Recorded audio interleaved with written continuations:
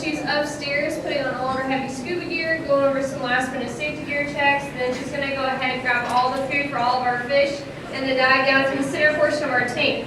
Now when she does dive down, she's going to come all the way to the center portion of the tank, and then eventually she will look up, and then it's very important that you guys wave at her and make her feel nice and welcome because she can see each and every one of us just like we can see her. Now a little bit about this tank in general. This is our third largest one that we have here at the aquarium, and it does hold 51,000 gallons of artificial seawater.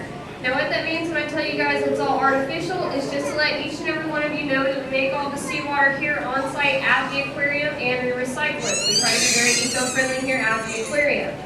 Now we make our own seawater here just for a couple reasons. One of those being is the natural ocean seawater has a lot of nasty bacteria, parasites, diseases, and pollutants. We're going to pump all that water in.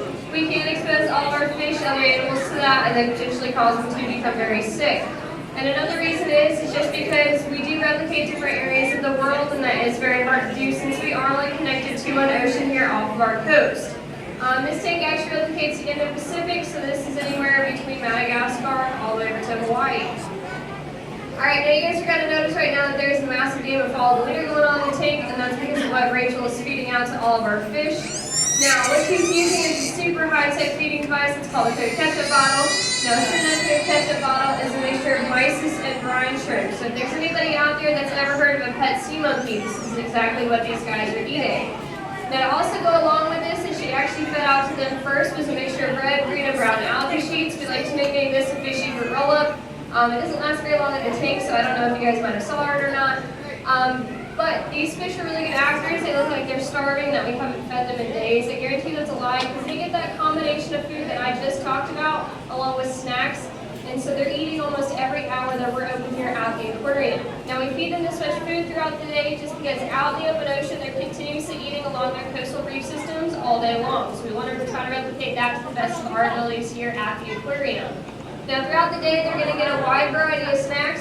One of those we already threw in, so if you guys kind of take a look around the tank, you'll see some open and empty clam shells. That's because we fed those out about an hour and a half ago. We just open them up, rinse them out with cold water, and then throw them in from over the top portion of the tank.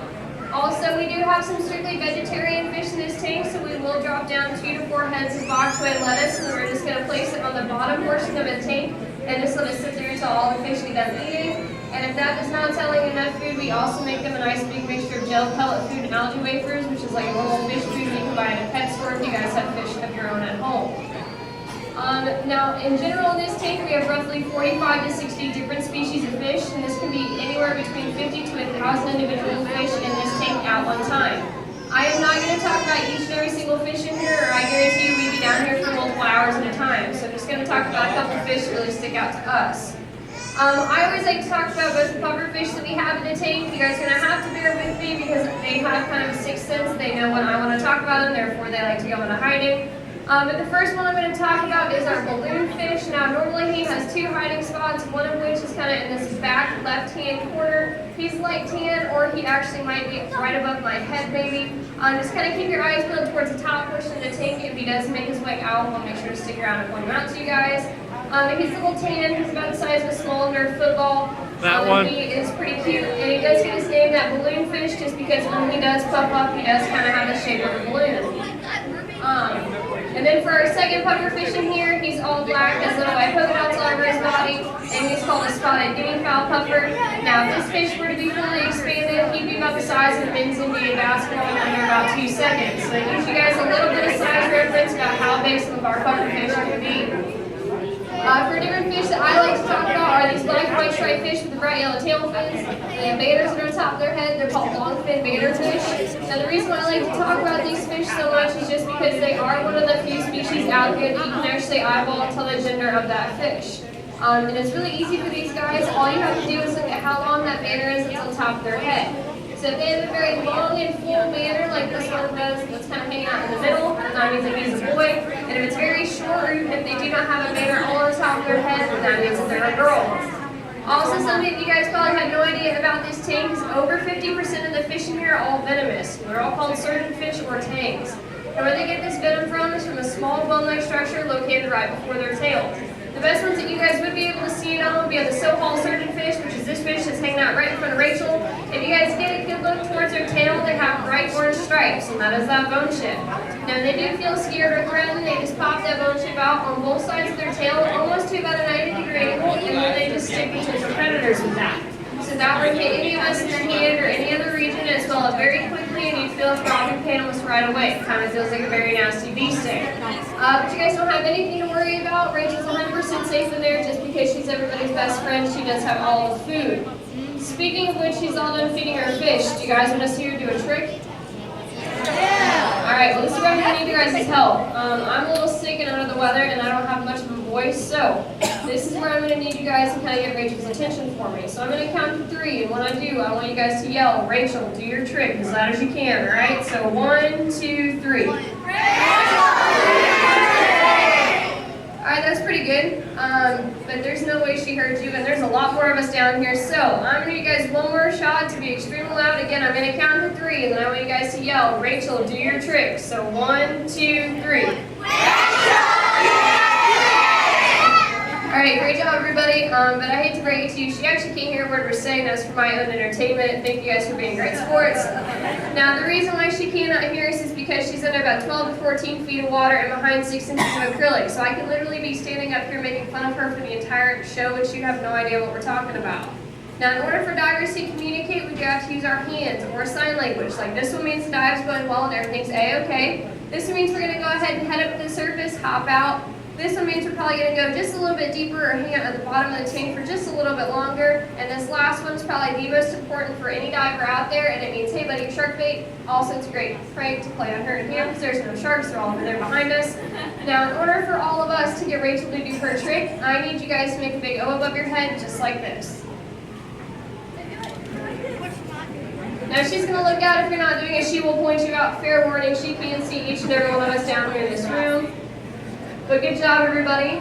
Now what she's going to do is she's going to swim all the way to the center portion of our tank and then flip over and lay on her back and then take one more last big deep breath off that regulator, which is the fancy term for that black hose piece in her mouth that allows her to breathe. And then she's going to attempt to blow bubbles in the shapes of rings or bubble rings. Just kind of like that. Now you guys all probably realized here at the aquarium that we do not have any whales or dolphins. And that's just because when we opened here in 1997 and currently today in the state, there are very strict regulations when it does come to housing those types of animals. So that's why we had to hire Rachel here to do all of our tricks for us. Now she's going to do another round for you guys. She might shoot one bubble ring up and then shoot a second one through it. Just kind of like that one did until it broke up. If there is anybody out there that wants to know the secret behind this trick, I will be more than happy to explain it to you here just a little bit after the show. We all learned at the bottom of my pool. Best place to learn, especially since it's so hot out this summer. But it does take a lot of time and a lot of practice, so give her a nice big round of applause so she can see you guys clap.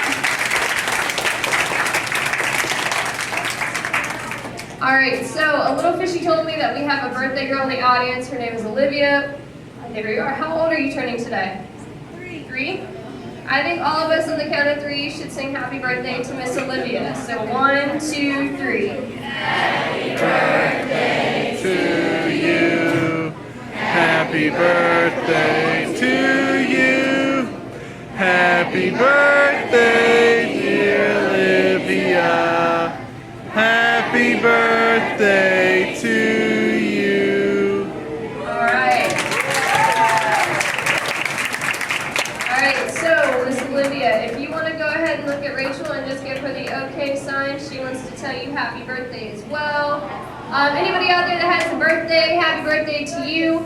You guys can feel free to come up and take pictures with Rachel having a happy birthday sign. Do feel free to use a camera that does have a flash. We recommend you tilt it to a slight angle so you don't leave here with a nice pretty picture without flash. You can see acrylic.